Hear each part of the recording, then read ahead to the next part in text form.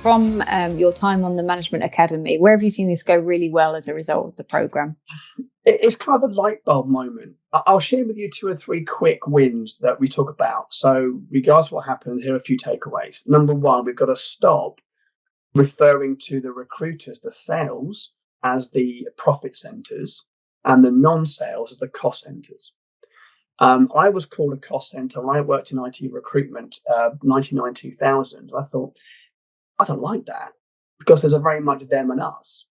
So we've kind of coined a new phrase. We've got income generators, sales, income enablers, non-sales. Because if you take out any of the back office, shall we call them, or the income enablers out, can you generate income as well? I've got so much living proof. And a number of the people on the 2 current REC management academies have taken that and come back to, my God, that's a game changer. I said, really? Yeah.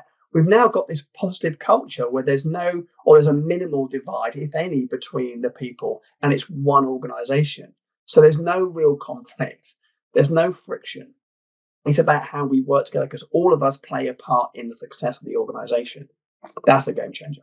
That has to be. And thinking about it right now, when we're all really worried about the cost of living from our own personal perspectives, from our families' perspectives, from all those people that are dependents, from thinking about our teams and not necessarily having like deep insight into their personal circumstances, but we know it's affecting all of us.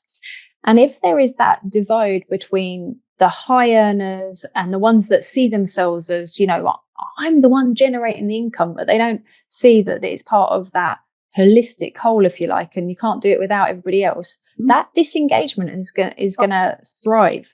So you've got a huge opportunity right now to really embrace this and bring people together. Because if you don't, all I can see is more dangers along the path. Well, the 2 things, they're going to leave you, which leaves you a hole. And the cost of recruitment, you guys know this more than I do, the cost of recruitment is huge. But more importantly, they stay and do the bare minimum because you can't get rid of them. That's the worst thing. So it's things like this. It's really focusing, saying some things I've been doing for the last 10, 15, 20 years. Yeah, still fit for purpose. Some things completely not fit for purpose. But one of the quick things I'll share with you, because I'll give you a couple of tips on this one, and this is what the people have come back and said works really well. We typically have, as humans, a 9-to-1 negativity bias. Sorry to be the bearer of that bad news, it's true.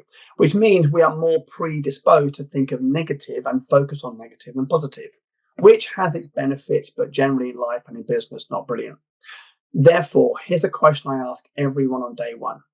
When's the last time you called a meeting or attended a meeting just to focus on why something was flipping awesome, or it rocked, or we hit targets, or we smashed a client expectations, versus the last time you attended a meeting or called a meeting to find out why it went wrong? I mean, often the answer, in fact, almost every single time the answer is, yeah, I don't know.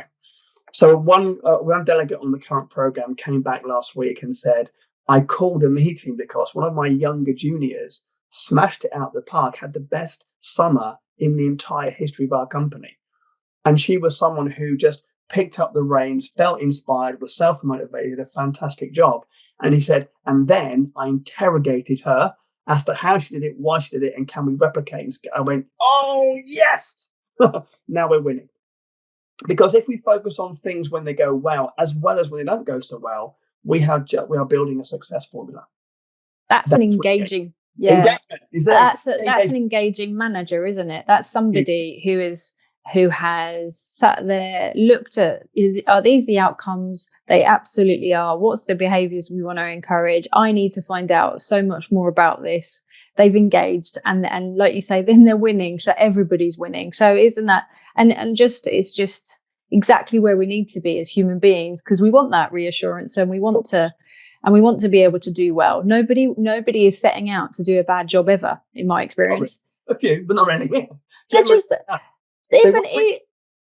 and they, and people that are doing a bad job, they are desperately unhappy in whatever it is. So it's about, what are we doing to help them? How are we getting them out of this cycle? Because there's a reason for this, and And it's got to be something that then is, even if it is a case of, right, we've got to help you get into the right place for you and it may be not here. That's still engagement. Absolutely right. And actually that person will probably thank you for doing that because they feel like if I quit, I'm a failure. Or I can't speak about it because they'll think I'm weak. When actually, the more you understand what makes people tick and what ticks them off, the greater engagement you have. I'm not talking about being everyone's best friend. We're not talking about that. That's very, very fluffy no. Okay, it's about practicality. And I personally can't stand the term soft skills. It's human skills. Okay, we are human first. In any job that we do, we're human first. If we can capitalize and maximize on those skills, more people want to work for us.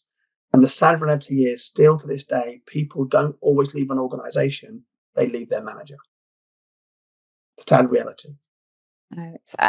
We all know it to be a fact, and yet we still don't necessarily do everything we can in terms of that investment in that management skills. It's not necessarily about just the technical skills. Everybody needs to know how the business runs. Of course, they need to understand what the operational processes are. But if you don't do the stuff with the managers, that's the whole, and that's why people will be moving on. I couldn't agree with you more.